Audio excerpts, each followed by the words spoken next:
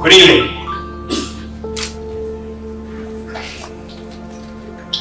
Going to another country doesn't make any difference. I have tried all that. You can't get away from yourself by moving from one place to another. Those are the prolific words of the late great writer Ernest Hemingway. His words spoke to me deeply about the two worlds. Many Ilam Tamils, including myself, felt this way when we fled Sri Lanka and arrived on friendly shores. ஈழப் போரின் போது இலங்கையில் வாழ்ந்து துன்பப்பட்ட ஒவ்வொரு தமிழ் நபரும் ஹெமிங்வேயின் வரிகளை உடனடியாக சான்றளிக்க முடியும். எல்லோருக்கும் எனது வணக்கம். Greeting, ladies and gentlemen. When my dear friend Govalan asked me to come here and speak at the Sangam AGM, I was honored and delighted. I would like to thank the Tamil Sangam organization for this opportunity. In 1987, at the age of 17, I was a political prisoner. After being tortured so badly, I remember thinking that in life, at times, we find ourselves in situations we could never envision being in. I was in one of those situations, in prison, with my right bicep cut open, bleeding badly, alone. In that painful moment, I remembered my father's advice: we don't choose the times we live in, the only choice we have is how we respond. Exactly 35 years ago, this year, I left Sri Lanka in search of a better life, a life of freedom and choice. 2 days after I landed in Toronto, my father was killed by a single bullet on April 21st, 1988. That was 35 years ago. He was 53 and I was 18. After that, for many years in Canada, I lived in two worlds. How right Hemingway was, because every moment of my time in Canada has been marked by my sense that I was living in two worlds. Two worlds. One with grief, loss, and haunting memories, and the other with peace, prosperity, and the pursuit of a better life. I am sure, like me, many Ilam Tamils often struggle to reconcile between the two worlds. There are no winners in war, ladies and gentlemen, only survivors. I am one of the many survivors of Sri Lankan war. But the courage of my Tamil people during the decade of cultural destruction and devastation by Sri Lanka represents the highest aspiration of the human spirit.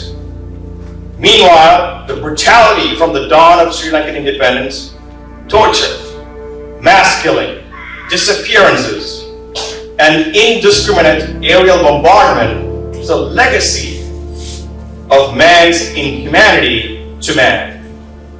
However, sometimes success in life is merely hanging on when others would let go. My father's untimely death left me with the feeling I had to live for two people. I thought if I did well enough in life, somehow I could make up for the life he should have had. That is what it means to live in two worlds. I used that pain of his death in Sri Lanka as coal for my furnace of ambition in Canada. Today, I'm standing in front of you after 35 years later, at the age of 53, as a father of an 18-year-old boy. Now my father not only lives through me, but also through my son, his grandson, as well. Two worlds. Though past events are unchangeable, they can serve as an important lesson in overcoming struggles in life to strive for a better future. When we are no longer able to change a situation, we are challenged to change ourselves.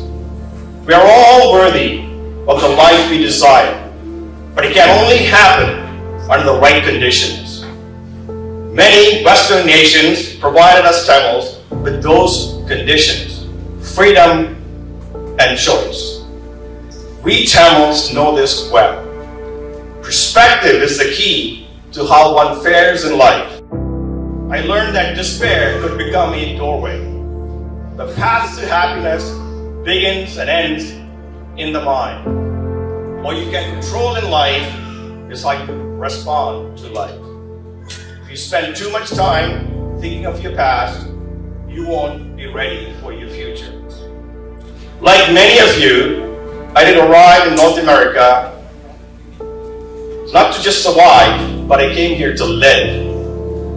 Since then, I have devoted the decades I lived outside of Sri Lanka to making the most of the incredible opportunities North America has offered and the warmth and encouragement of the people whose paths I have crossed.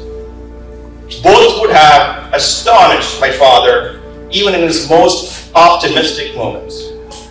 To that end, I wrote this book, Prisoner Number 1056, as an act of gratitude to my father, whom I observed intently as a young boy. He instilled in me a love of the English language. However, the book's manuscript was rejected by many publishers, but I never gave up pitching the Tamil story. Never. Because, ladies and gentlemen, it's not my story, but it's our collective Tamil story, and it needed to be told.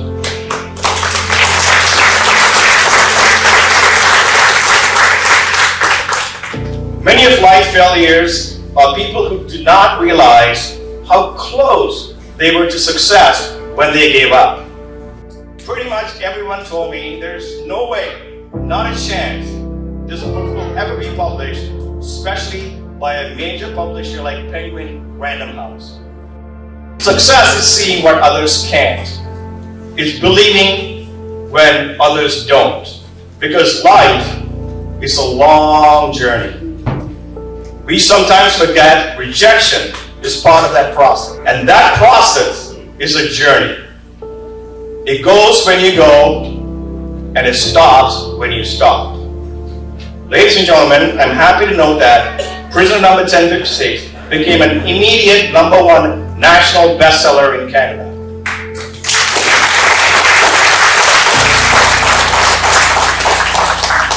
And it was published by none other than Penguin Random House. And I was also honored that I got the endorsement by Canada's 18th Prime Minister, Right Honourable Brian Mulroney. An empty stomach and a broken soul taught me many valuable lessons in life. The positive things in life always come when you face life's biggest challenges. Loss is not just something that happens. It really becomes a part of you. Emotional wounds do not heal, they fester. I feel like I have learned so much over the last 35 years. Today, my 18-year-old son lives in a world that is far different and 1,000,000 times better than the one I grew up in. Two worlds. From the time he was born, all I wanted for him not to have to make the choices I had to make. And for him not to go around being fearful that somehow some people would come after him because he's a Tamil. I just didn't want him to have that fear in his heart.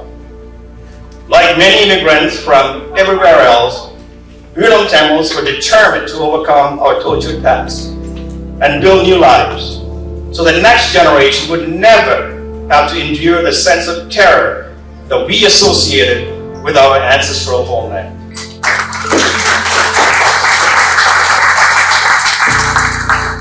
Regardless of whether life lifted us or broke us down, we kept going, thanks to newfound freedom and democracy.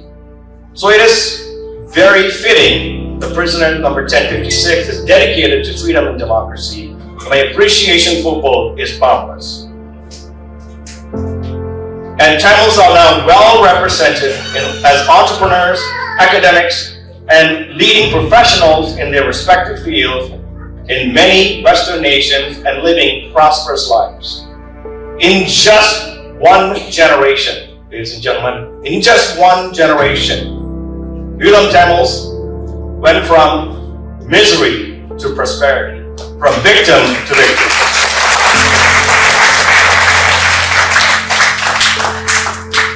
All of you in this room are living this success today. We must celebrate this triumph.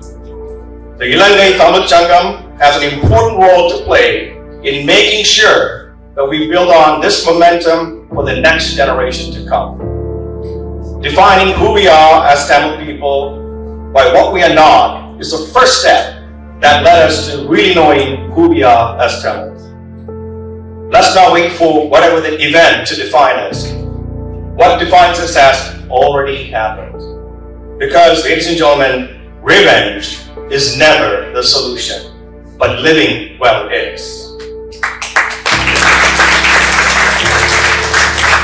I repeat, despair can become a doorway.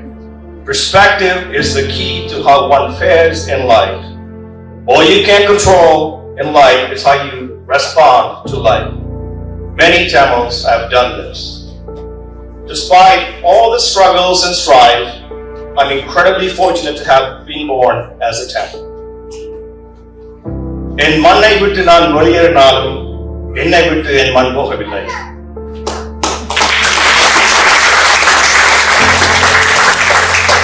Because I have been living in two worlds just like many of you. I'm an accidental Sri Lankan by birth, a proud Canadian by choice, and an unapologetic Tamil by heritage.